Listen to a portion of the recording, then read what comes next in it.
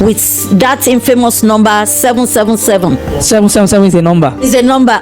By Association of Peters. So that was the car he was using, Passat, dark blue Passat. But the time Oyakilome, joined him, Oyakilome brought him S-Class. Mercedes-Benz. Yes. New model.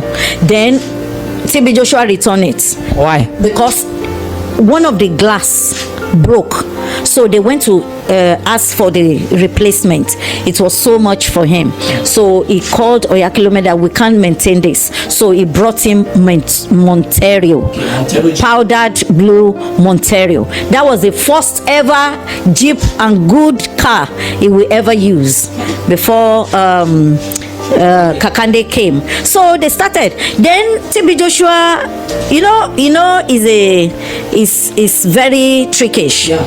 So instead of Oyakilome to teach him anything, as he has told him, he was the one who started saying, okay, this is how we do. Even some Oyakilome's disciples, they came to synagogue to learn how to arrange emergency, how to deceive people. If you are totally blind, they don't arrange you. But if you are partially blind, okay, good question.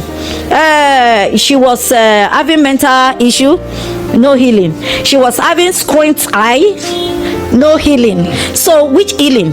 Who's supposed to get first-hand healing in the synagogue? Is it not the disciples? Of course, yeah. I was talking to somebody on the phone while we were coming. Why Olaitan died? Olaitan was tormented with fibroid.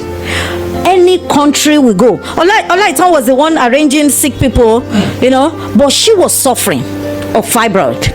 Is it not the one that was always bedwetting? Another one. Among the disciples, there are different vices and different troubles. Yinka was the one bedwetting, and Josephine, that's Afka's girl. There are lots of different troubles. People go there to solve their issues. They had problem, and they thought maybe their problem can be solved. Rather, the problem was not solved, and he retained them because he could use them, because they are usable to him. Yeah. Take for instance, there is a man, Mr. Okoje. We call him Mr. Okoje. It's been a while I left there. At the time, he was the one who was the chief security, because he was a policeman. Okay. They discharged him from police force because of mismanagement. Yeah. So, but when the trouble came, he visited synagogue, but TB Joshua couldn't help him. They still discharged him, but dismissed him. They dismissed him, and TB Joshua retained him. And at a time, TB Joshua was asking him, "Where is your wife?" He said, "My wife, we need to continue praying for my wife." He said, "Oh, your wife don't come here." He said, "Okay, don't worry. Get me handkerchief and new Bible." And that was what TB Joshua prepared for this man. And this man took that thing home and put his wife's picture in the Bible and the handkerchief.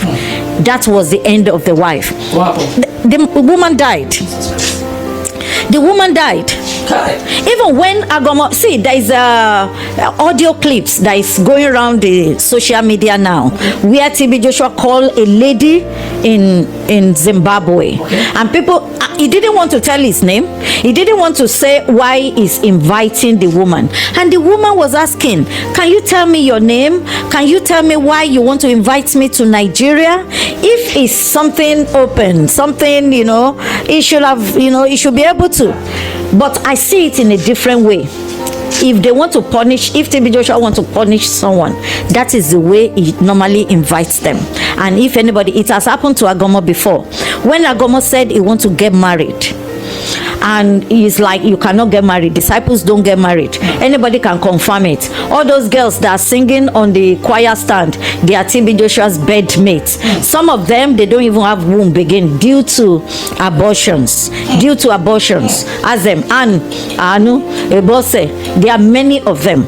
So he said he wants to get married. So when the trouble became too much, because Agomo was really useful to him, so he said, okay, bring the woman.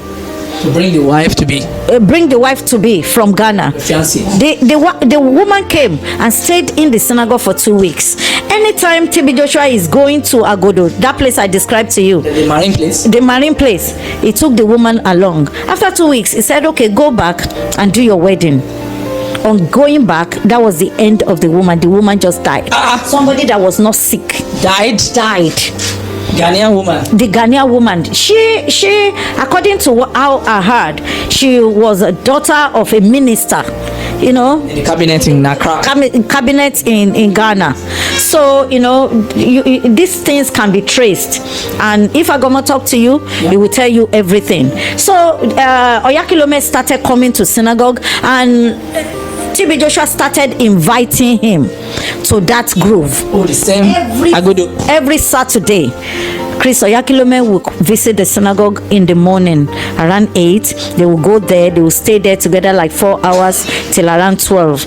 So then he will go. So afterwards, millions were being brought to the synagogue through Oyakilome every week. As tight. So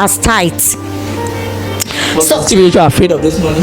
at a time, Fatai TB Joshua was telling us that where did this guy get this kind of money? He said he believed that this money is blood money. He himself was afraid of the money. He normally kept the money in his convenience in the toilet, inside his office. So anytime we need money, maybe to buy some things, we just go there and take money. So and after some time, some weeks, then he now say, okay, you go, whatever you do, you know, it's okay. And I didn't camera you because I don't want to, you know, I don't want anybody, but nobody can trust TB Joshua. One of those camera, I will make sure I ask this question because I know some camera boys that have left there. He may have asked one of them to stay in the bush to be taking it because nothing go past camera in the synagogue. He's a cameraman.